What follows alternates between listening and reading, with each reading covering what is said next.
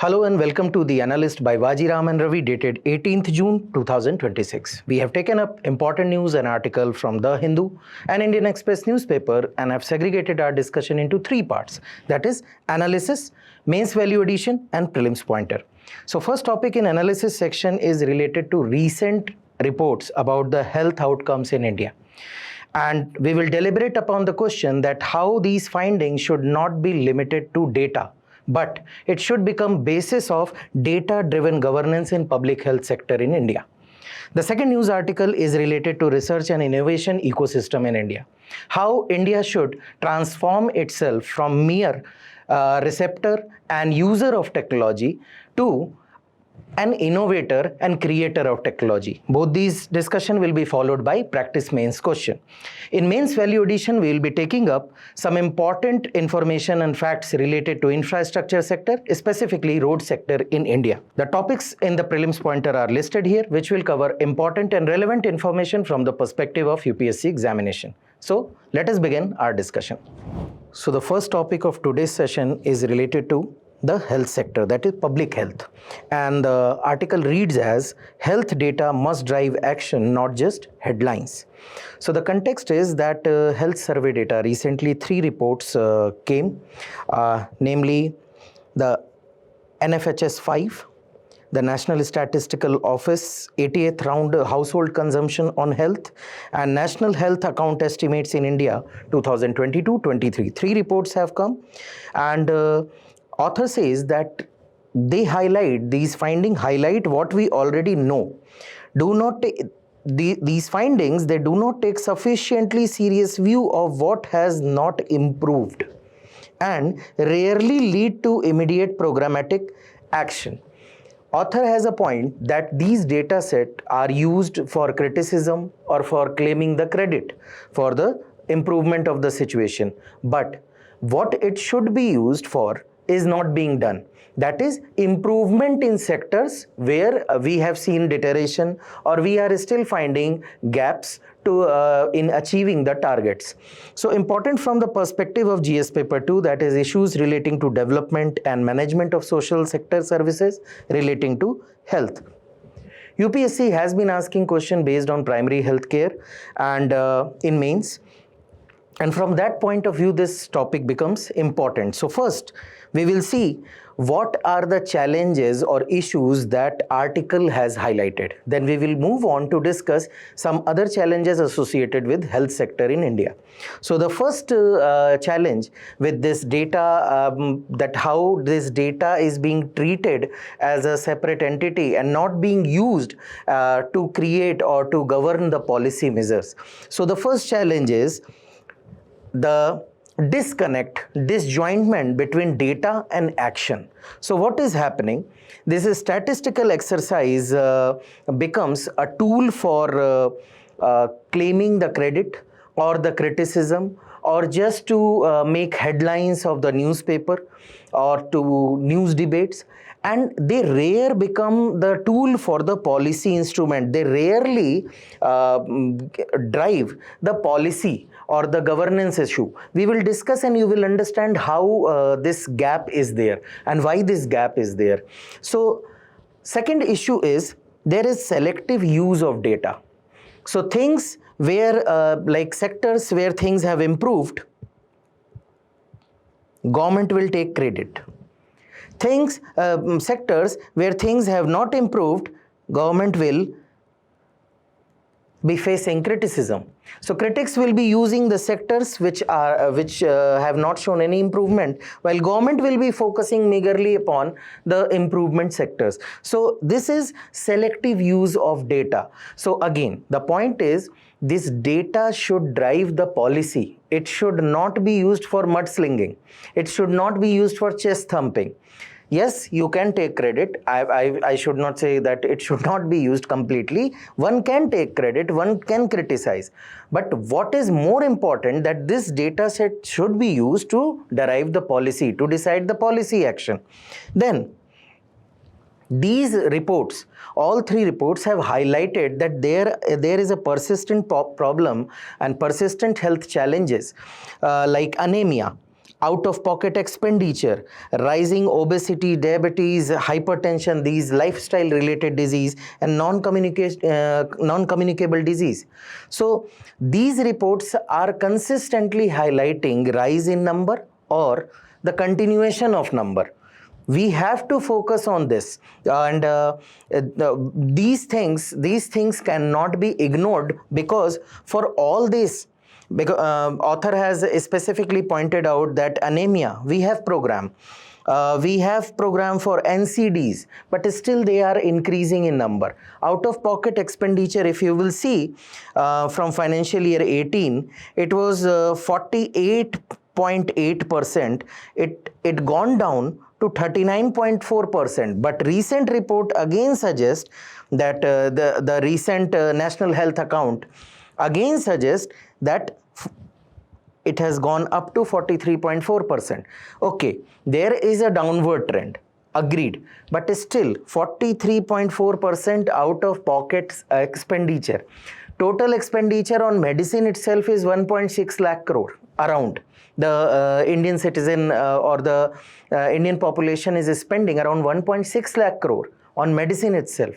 Just imagine, around 40% of it is out of pocket. What is out of pocket? Insurance is not covering that. Your employer is not covering that. You are directly paying it from your pocket. Now, how it is important to understand that this is a very high number and how it will impact? Simple. Think about those who are not that affluent, who are living near about this poverty line. What about them? If they are spending money from their pocket, definitely other prospects will be affected. They will be affected. Many a times in serious cases, these health expenditures are so high that many families have witnessed poverty or impoverishment just after the treatment of the patient. So again, he says that the data is highlighting something, that you need to pay more focus on these sectors, but you are just ignoring it selectively, because for claims, there are better things to quote. For criticism, these things are there. So the action remains or it takes a backseat in this debate. Then comes the commercialization of health. Now, these health-related, lifestyle-related disease, author is saying, on policy front, we are not doing anything, but indirectly, we are pushing towards the commercialization and privatization of health challenge. Just take one example, obesity. Who is going to benefit?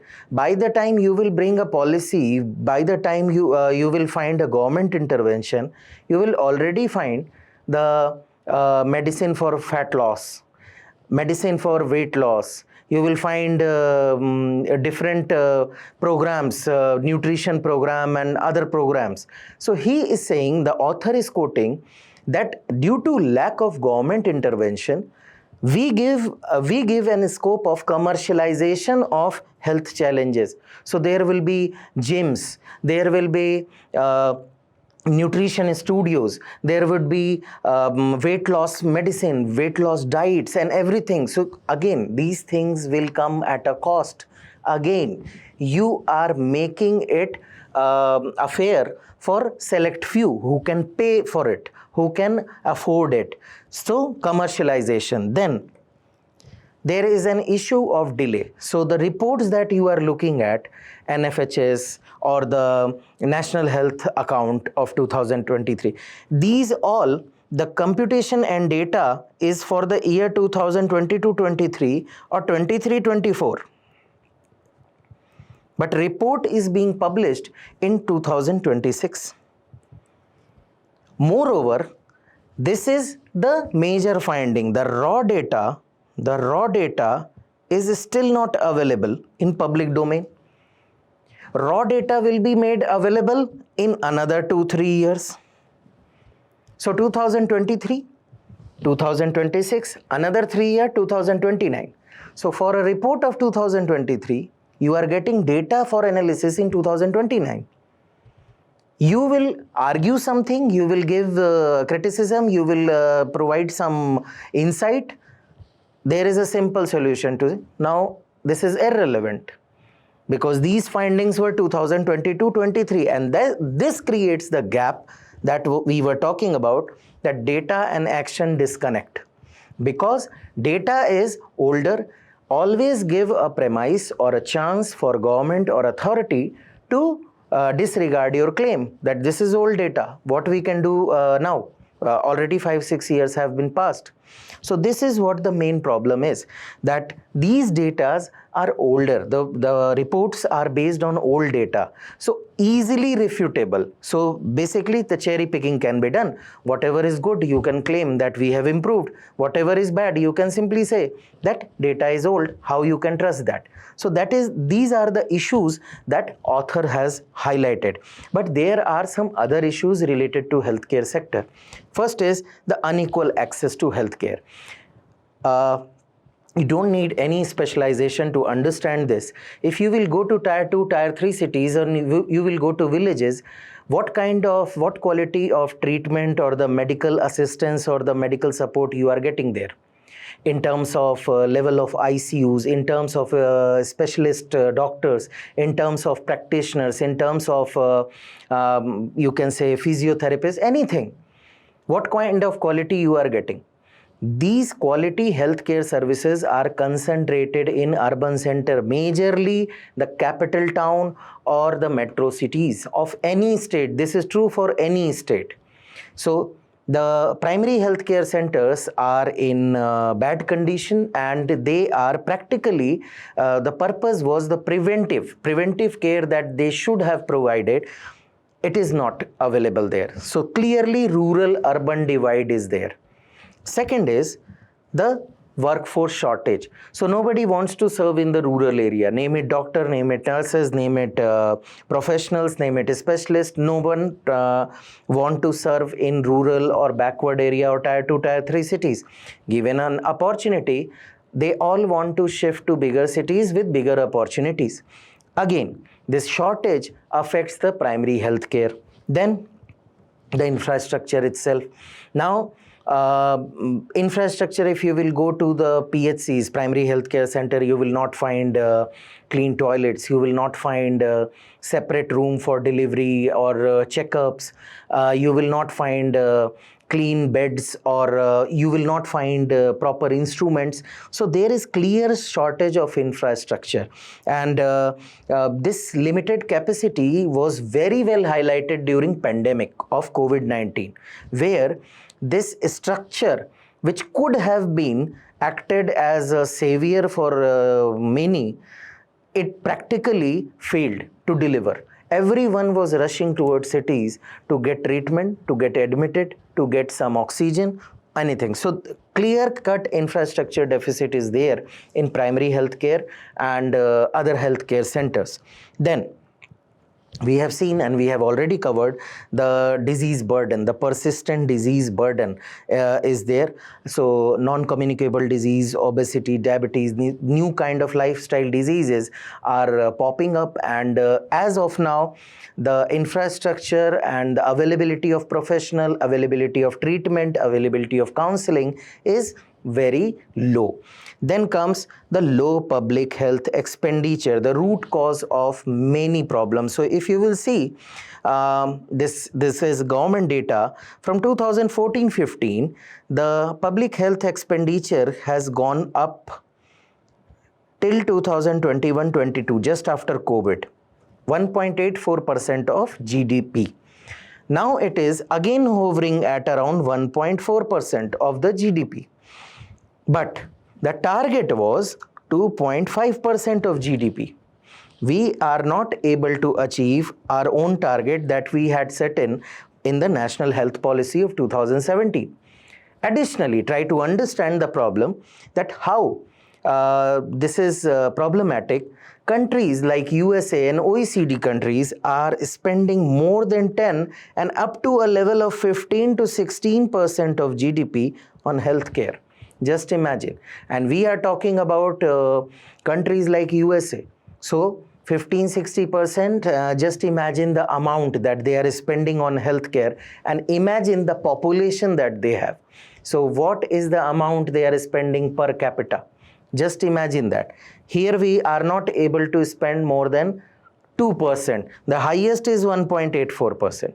And this is what we are talking about, the selective picking. So we have shown that 1.13, from 1.13 we have grown up to 1 point, which is a positive thing, positive direction. But we are not showing that now we have again gone down and we are way behind the target of 2.5%. So this is what it is. Then disease like the mental health crisis, leave alone, we should not be even discussing this crisis, because for the general disease, for the general problem, we don't have a specialist. And what about these mental issues, mental health crisis and physical disability? They are practically neglected and not being given proper attention. Though the new age and lifestyle, these are growing day by day. There is a growing disease burden, and which is neglected in terms of specialists, in terms of treatment, in terms of acceptance altogether. Then the pandemic preparedness. So already in 2021, the system was exposed and we found that it was inadequate.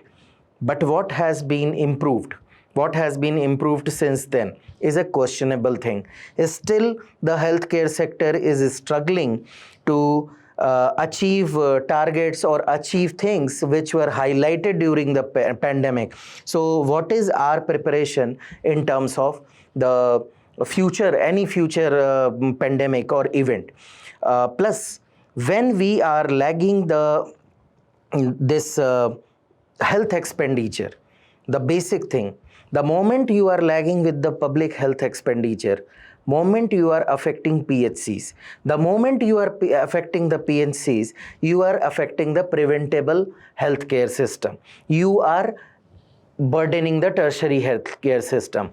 The moment you are affecting the preventive healthcare, so most of the diseases, they are being diagnosed when they are already complicated, entered into complication stage. So all in all, these are the challenges related to the healthcare sector. Now, the issue is what author has suggested to improve, how it can be improved, how these reports can be utilized. So he says that data improve health outcome only when they are linked to timely and relevant policy decision. So the countries who are giving good example, they do not wait years for perfect academic paper. What they do, they have robust system and empowered institution that generate rapid policy brief. They quickly identify lagging district, region, conduct regular reviews, they compare performance, they allocate resources efficiently, and they adapt programs as needed. While in India, these reports and finding, they remain just matter of headlines and debates. So what he suggests, that immediately after the survey report, there should be a state level and national level action notes by the government within 30 to 45 days. What these notes should highlight? Where we have improved, because that should be highlighted, where we are stagnant, and where things have deteriorated. So all three things should be highlighted. Plus, we should highlight which scheme has given the result, which department has produced a result, who is accountable for the functioning of these schemes and programs, so that to set the accountability, to identify the areas. Second, we should have a state level health data review meetings, which should include finance department, health secretary, district collectors, and the health experts and private entities, NGO, multiple stakeholders can be involved for a review meeting, which should focus on what must we change rather than what can we highlight. So how can we take the credit? It should be shed off. Rather, we should be more focused on what is required for the change. So there should be a review meeting. Plus, The problem is the non-availability of data. Problem is fragmented data. So one report will tell something, another report will tell something. One report is telling 2022, one report is telling 2024. No, there should be an integrated data for a comprehensive and coherent policy decision. So survey data, health management information system and integrated health information platform should be combined, collate, and a comprehensive policy should be created. Most importantly, the release of primary data. The primary data should be released earliest, and it should be provided in an open domain for the experts to review, to appraise, to tell government what can be improved. It should not be delayed for 5-6 years, that by the time you will release this data, the utility is already gone.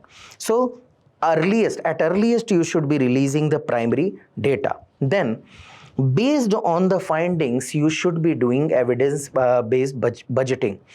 How? So if you are finding that out of pocket expenditure is still high, please provide solution for public procurement of medicine. If you are finding non-communicable diseases are on a rise, please allocate more for NCD prevention and treatment. If you are finding obesity in children is rising, please focus on schools. Create playground, health management, train them, tell them, educate them, and make them exercise and put your intervention there. So that is what evidence-based budgeting means, that where it is required, put efforts there. Further, what can be improved? So first thing, primary health care, the first resort of rescue, first port of call. We should be strengthening the primary health care. Then public health expenditure should be increased at least to 2.5% of GDP.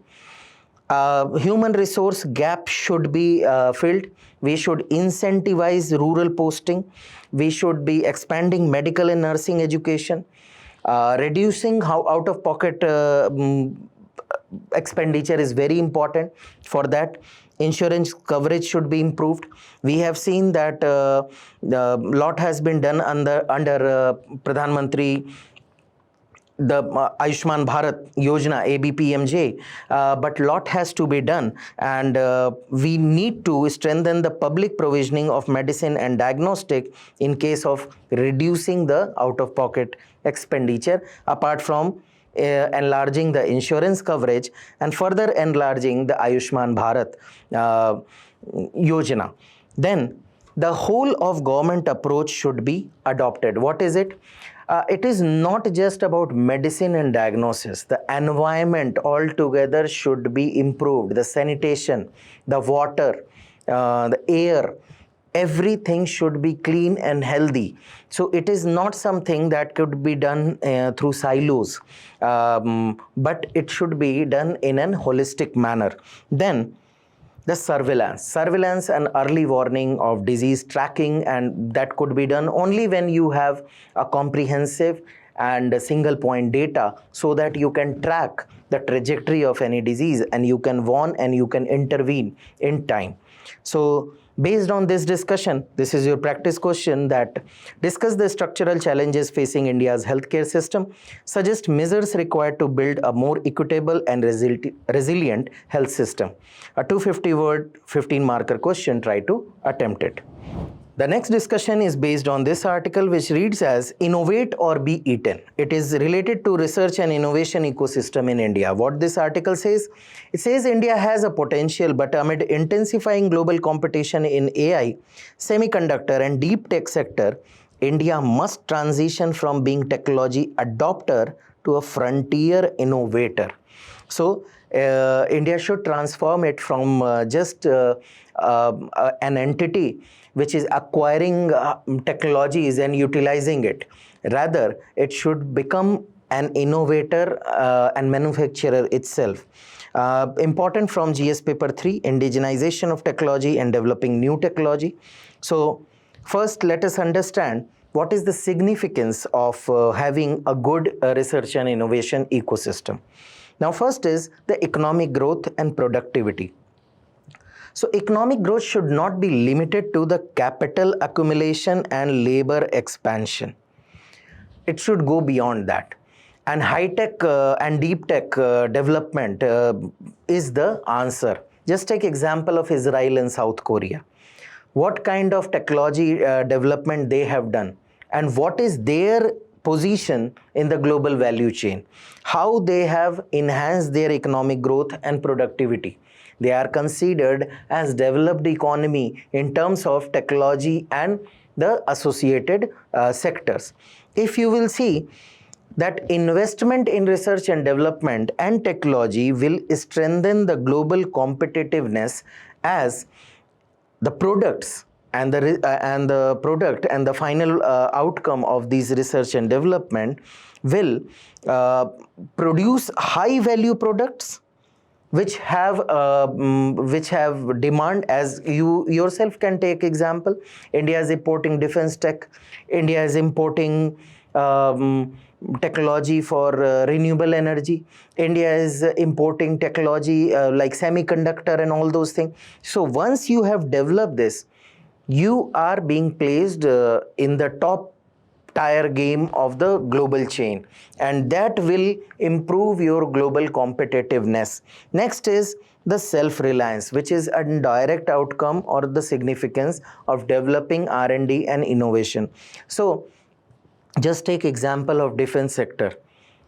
We are still lagging behind in terms of fighter jet project just because of one issue. We don't have indigenous engine. Only few countries have this technology to develop a jet engine. Now, just imagine, if we would have this technology, we would have not been dependent on anyone. It would have been a self-reliant economy. Think about COVID-19. After COVID-19, every country was facing crisis of semiconductor because the global supply chain was disrupted. What if you yourself is a hub of global semiconductor production? That is why it promotes self-reliance, and it also provides high quality job for the scientists, engineers and researchers. So high skilled employment and high quality job. And last but not the least, it supports the national security. You are not dependent on other countries for procurement. You are not dependent on other countries regarding sanctions. You are not dependent on other country in terms of arm twisting. So it is more important, and considering the geographical location that India is having, it is paramount to have investment in research and innovation. Clearly, government also have considered these factors and have done things in a positive direction. As you can see, the investment or the expenditure has been doubled in 10-year period from 2010 to 2020. But again, the problem is the selective presentation of fact. Still, it is way below 1%. And now we have given example of Israel and South Korea. They spend more than 5% of their GDP, while we are spending roughly around 0.6 to 0.7% of the GDP. And that is what the problem is. Now, why, if there are so many significant benefits, why we are spending, why we are lagging, what are the challenges? First, we have already discussed the low R&D expenditure, which hovers between 0.6 to 0.7. If you will see the per capita gross expenditure, just compare India, 43.41 per capita expenditure, and if you will compare it to the countries like Germany 1700, Israel 2100, United Kingdoms almost 800, United States almost 1800. So just compare this, that how much we are investing. So clearly, if you are not investing much, you will not be getting much. Then why we are not investing? Because there is a huge demand due to huge population that India is having. So there is a large domestic market. So what is happening? Whatever the firms are producing, it is being consumed. So there is no incentive to put in effort or to put investment in technological innovation. Rather, it is more about how you will expand your capacity. So you are producing 100, so your focus is producing 200. Your focus is not to produce something new. So that is what the first reason is, because such a huge economy, such a huge market, it consumes everything. So you don't have incentive to put in effort into innovation. Then, if your product is being consumed domestically, what is the incentive to go for the export? And if you are not going into export market, your exposure to export market and competition and quality is very limited. That limits your international competing capacity, and also it acts as a disincentive for the technological upgrading, because it is same like you don't have any exposure about certain things or certain place, you are least bothered about that. So you are happy at your place and you don't want to visit that particular place. Similarly, if your products are getting consumed, why you will be worried about exporting? If you are not worried about exporting, you have no exposure about competition. You have no exposure about competition, you have no incentive to put in investment. Next come the trend in the corporate. So just imagine that as a venture capitalist or a corporate entity, what is the aim? Aim is to earn profit. Aim is to earn profit for the shareholder in short term. While the research and development and innovation, they require billions and billions of dollars, and the gestation period is very long. So it takes 10-year, 20-year, 30-year time to create something new which is viable and financially feasible. Now, most of the capitalists, most of the venture capitalists, most of the you can say business people are not ready to take that risk. They are not going to put money into unproven business. They want their investment in proven business. Like something is going on fine, getting profit, two more people will come, okay, invest my money also. But if you will say, I'm trying to do something in semiconductor, I am research, immediate answer would be no. Because they are not going to wait for a longer period. That is the short-term incentive. Then comes the regulatory and policy uncertainty. Again, if investment is long-term, if outcome is long-term, you want a stable policy. It should not be like you are investing something to create, let's say it took 5 years, 6 years to get developed, and now government has changed and new government says, we are least interested in this. Your entire investment is wasted. Your entire effort is wasted. Basically, this acts as a disincentive, and you can say the morale goes down, and that sets the tone for the entire market. So this frequent change and of policies and uncertainty, it kind of acts as a hurdle for the low investment or interest towards the innovation and research ecosystem. Moving further, we have a very weak industry and academia linkages. So what is happening? What is required by the industry? We have discussed this point multiple times during education also, that what is required by the industry is not being served by the institutions. So same is the case with the research sector. What is required by the industry is not related to academic. And that brings us to the 7th point. Read them together. Research work which is being done for 4 year, 5 year, 2 year, 3 year, they are lying idle. They are not financially viable. So commercialization prospect of that research is zero. So what is happening? Many research papers are lying idle just to pass an examination. Their commercialization is not available because whatever you are doing is not acceptable in the market. They don't want that. They don't want to invest in that. That is what it acts as a hurdle, and those who are interested in research and development, they prefer foreign destinations, and that brings us to the next point, that is brain drain. We will cover that later, but first is the inadequate deep tech financing. Now again, the long-term gestation that we discussed, and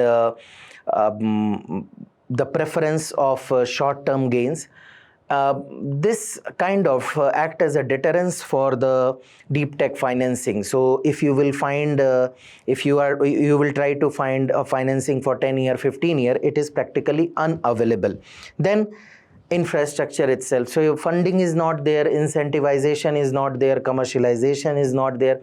So culmination is there is no incentive to create research infrastructure also, because there is no taker.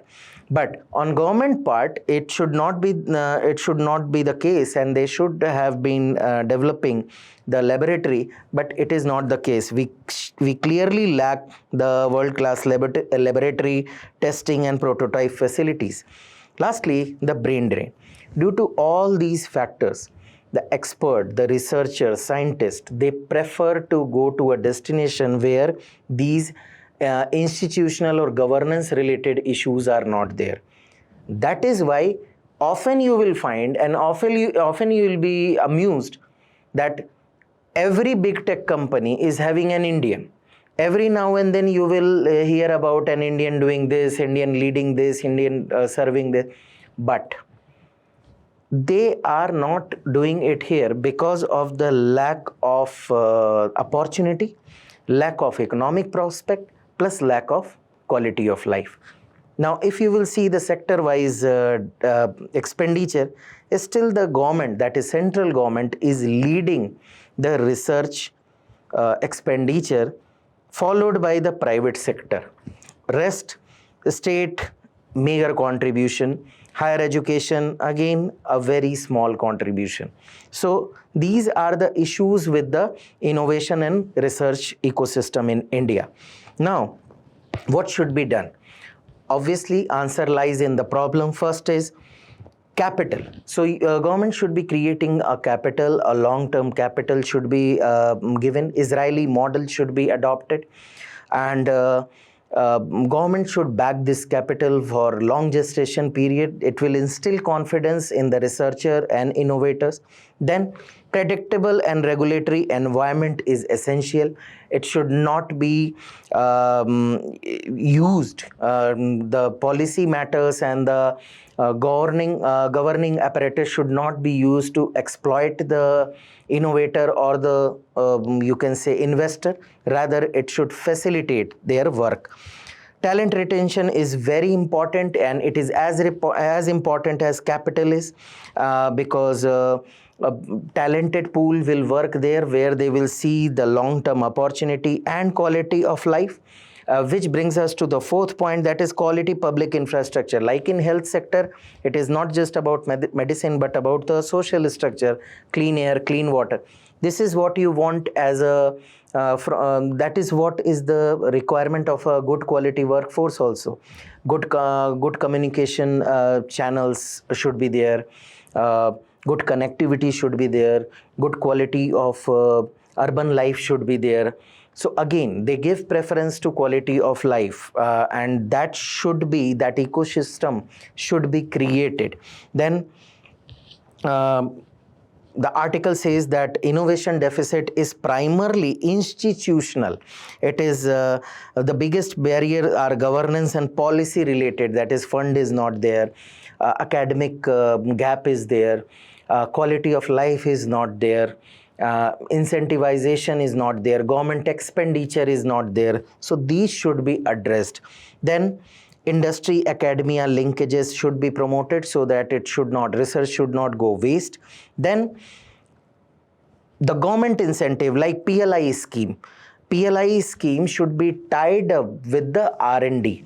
So fix an amount that you will be getting 100, but only if you have certain investment in R&D. So that can be tried. Then infrastructure should be expanded, very important for intervention from the perspective of government. Lastly, author says that deep tech startup or deep technology landscape is the new avenue where we should be investing, which includes space, defense, clean energy, biotechnology, and semiconductor design.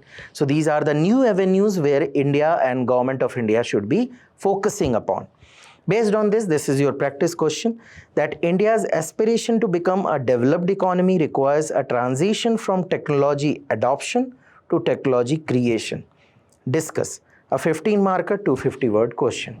The topic in mains value addition is related to bitumen woes.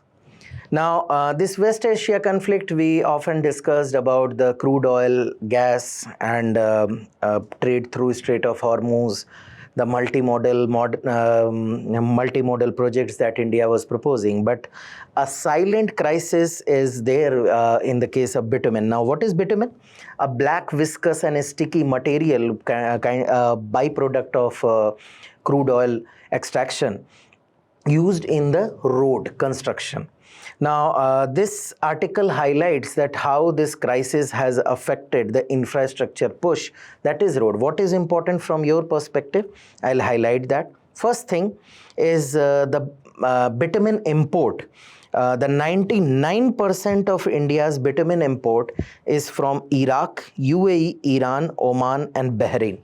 These countries, they provide 99% of bitumen import. How much we are importing? If you will take example from 2016 till 2026, 10 year, from around 9.51 metric ton, we have jumped to 26.51 metric ton per year. Plus, the main problem is, if you will see, production in India was around 52 million metric ton. But production has remained 53.5. So just a 2 million metric ton production increased. However, consumption, if you will see, it was around 59. It has gone up by 30%, and it is at around 88 million metric ton. So clearly, consumption has increased, but production has not kept pace.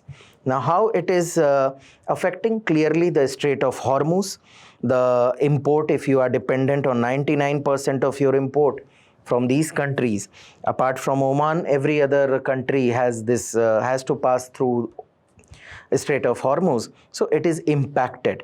Now, some data from the mains answer writing perspective. National highways, if you will see the length, in 2014, they were around 91,000 kilometers. Now, they are 1.47. So, for answer writing, around 1.5 lakh kilometer currently, a rise of 60%, 61%. Moreover, if you will see expressways, 93 kilometer in 2014, now 3,052 kilometer in 2026.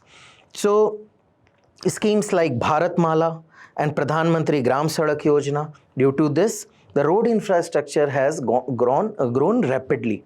Problem is the consumption, you have seen, we have already discussed, it has grown, but production has not. That is why we are dependent on the import of bitumen. And this bottleneck is impacting the projects. They have slowed the pace of the projects, and many companies have submitted to NHAI that they are facing the cost push because of this bottleneck of bitumen supply, and they want their tender arrangement or agreements to be revisited because they are facing this cost push in their project because of this particular bitumen. So these were the data which you can use in your answer, the growth in the infrastructure sector and how the 99% or how the majority of bitumen that we are consuming is dependent on the import. Let us move on to the prelims pointer, and first is related to India-Russia Logistic Agreement. Now, recently what happened that India-Russia Logistic Agreement was in news. It was operationalized in the month of January, and there was a debate, or there was news about 3,000 Russian troops will be stationed in India. Russian army and navy will be stationed in India, and fanfare was there. But this article tells you exactly that this is not a very special case. This is part of an agreement. This is not something that 3,000 troops are being stationed somewhere, but it is what we call the Reciprocal Exchange of Logistic Agreement, that is RELOS. We have signed it, and in January it became operational. It is a foundational military cooperation agreement. So in bilateral relation, military engagements and military exercises have become a very common theme, and they have become a very important pillar of bilateral relation. So many countries, they have signed agreement with each other where they can use each other's bases and ports for supply, repair and fueling.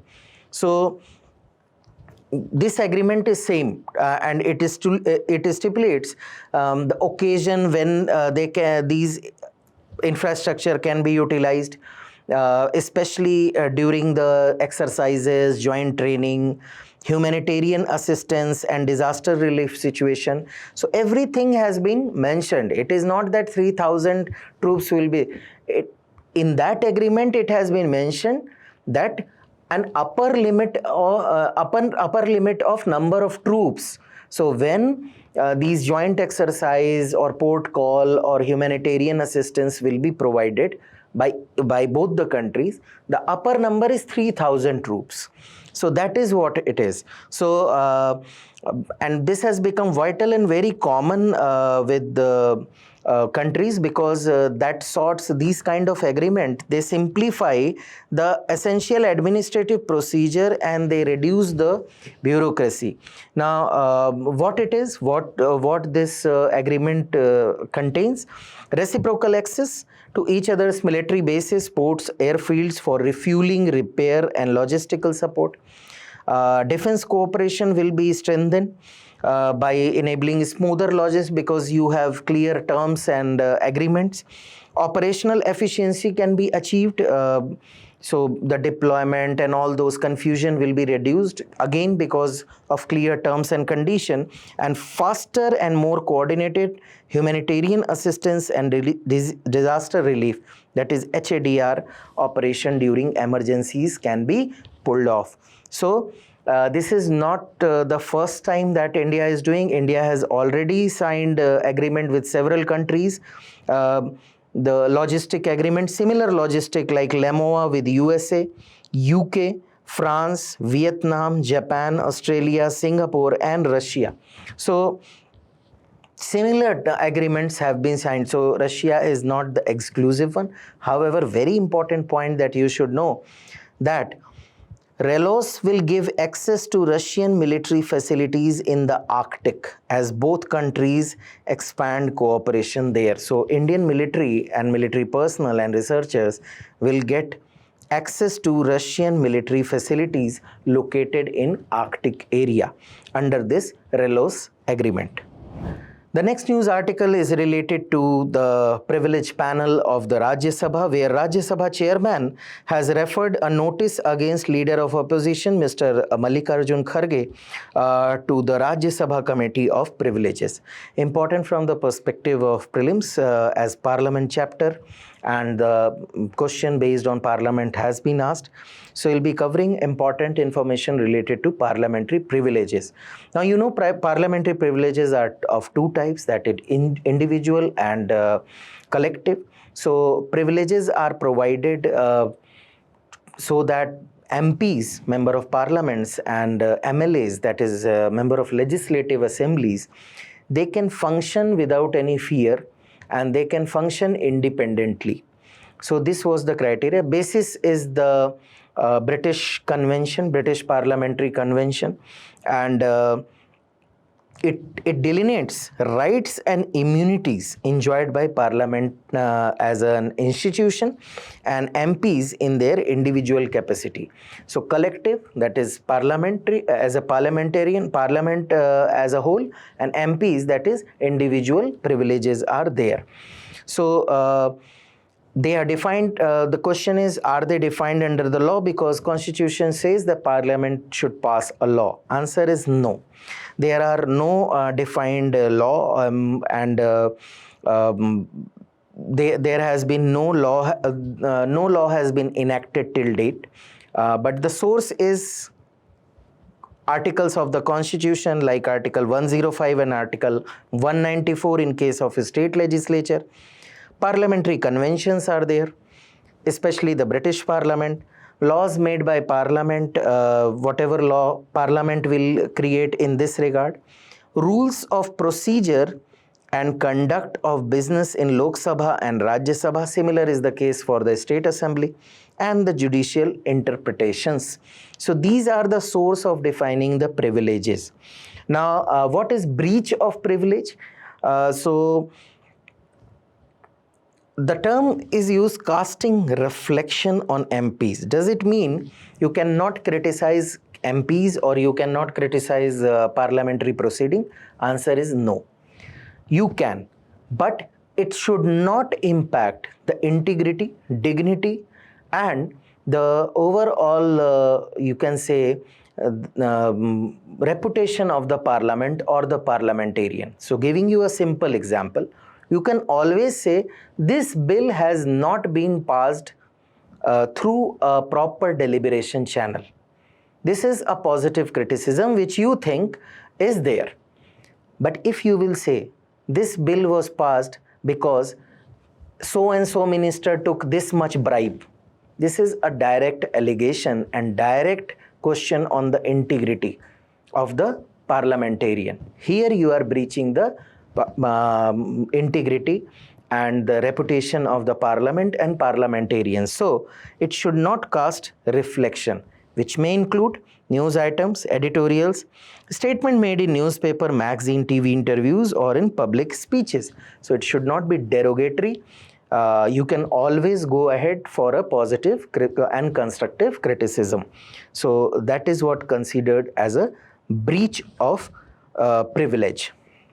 Now, committee of privilege, both houses have the committee of privilege. Lok Sabha, it has 15 members. Rajya Sabha, it has 10 members. Members are not elected. They are nominated. Please keep this thing in mind. They are nominated. In case of Lok Sabha by Speaker. In case of Rajya Sabha by Chairman. Now, in Lok Sabha, if they are being nominated, so member is, one of the member is appointed as the chairperson by the Speaker. While in Rajya Sabha, the deputy chairman is the ex officio chairman of this committee. Functioning, you know that it examines the case of privileges and contempt of house, its member or its committees. All the constituent of the house, they examine the breach of privilege, and they can take up matter referred to by the house or the chairperson of the house, and determines whether breach of privilege has occurred. It also, it's then after examining, it submits it reports with recommendation, and also suggests the procedure for implementing its recommendations. The next news article is related to the PM-SHRI scheme. So finally, a UDF government, it agrees to implement PM-SHRI in Kerala, but with riders. Important from the perspective of prelim as government intervention in different sectors, basically the education sector. So what has been the exception, the rider? The Kerala will retain control over curriculum and schools covered under the scheme. So just for the background, the previous government, that is LDF, it initially opposed this PM-SHRI scheme, and allegation was that this is a step for a saffronization of education. But then the central government stopped the funding under the Samagra Shiksha, and in the last phase of their government, the previous government kind of signed the agreement, agreed to launch the PM-SHRI in Kerala. Now this new government, UDF government, is saying that now since the previous government has already signed the MOU, so we have to follow that. So what it is centrally sponsored scheme, that is 60-40 will be the ratio of funding. In case of northeastern and hilly state, it would be 90-10, and for UTs it would be 100% centrally funded. It would be under Ministry of Education. Objective is to transform education across the nation by developing over 14,500 model schools that reflect the spirit and vision of National Education Policy, NEP. So this is a kind of development or upgradation of the existing schools. Selection would be done in a transparent manner on a challenge mode, so schools will apply on their own, and then a challenge mode, the selection will be done through a transparent manner. Existing Samagra Shiksha administrative structure will be taking care of this scheme also. So central government, state government, union territory government, local bodies, especially Kendriya Vidyalaya Sangathan and Navodaya Vidyalaya Samiti will be implementing agency and will be the administrative entities of this particular scheme. Key feature will include the enhancing of the infrastructure, the lab, libraries and art rooms. Technology will be integrated with the smart classroom and digital learning tools. A holistic approach, as has been highlighted in the NEP 2020, it will involve a play-based learning in early year with flexible teaching methods. Consistent school quality assessment framework will be created. Consistent evaluation and ranking will be done. Green school with more environment-friendly practices will be adopted and promoted. Solar panels, water conservation, waste management, plastic-free campus, all these things will be adopted. These schools, the selected school will act as on a hub and spoke model where they will act as a mentor and leader. So they will be mentoring and providing an example to other school, kind of creating a ripple effect for quality education. Further, a very important part is vocational training, internship and entrepreneurship opportunities will also be provided in these model schools. So this was related to the PM-SHRI scheme. Now, the last topic of today's session is related to the QS ranking of world universities. Again, IIT Delhi topped this rank, but again, no university in India was able to secure a rank under 100. So the top rank is gained by IIT Delhi, that is 118, which is 5 place improvement if you will consider 2026 ranking. While the second rank has been secured by IIT Bombay, but it has slipped its position from 129 to 134. So again, still the breach of that top 100 remains an objective. Let us cover some important information related to Quacquarelli Symonds, that is a London-based consultancy, and it uses several parameters like academic reputation, overall score, employer reputation, employment outcome, and they call it lenses. So there are indicators, basically 5 lenses are there: research and discovery, employability and outcome, global engagement, learning experience and sustainability. And in case of institution which have lost the rank, this global engagement is in case of IIT Bombay and other institution, global engagement score is very low. So again, these 5 lenses are used, and in these 5 lenses there are several indicators that are used to assess the performance of the institution, and institutions are scored and ranked on each indicator, and this cumulative score gives a final ranking to the institution. Now one private university is also there, that is Sholini University, and it has secured an all India global rank of 452. This is the only private university, otherwise it is all the central universities, mainly IITs, IISCs, Delhi University. So only one university, that is Sholini University, which is biotechnology and management science, featured in this list. If you will take up around 1500 institutions are ranked. Out of this, 52 Indian universities found the placing in this ranking. And again, you can say it is a slip from the last year, because last year 54 universities featured, and all in all India ranked 5th. After USA topped this list with second rank UK, China 3rd, and Germany 4th. So India has secured 5th rank overall, with 52 universities featuring in this list. So that's all for today. Stay tuned for more such updates. Thank you.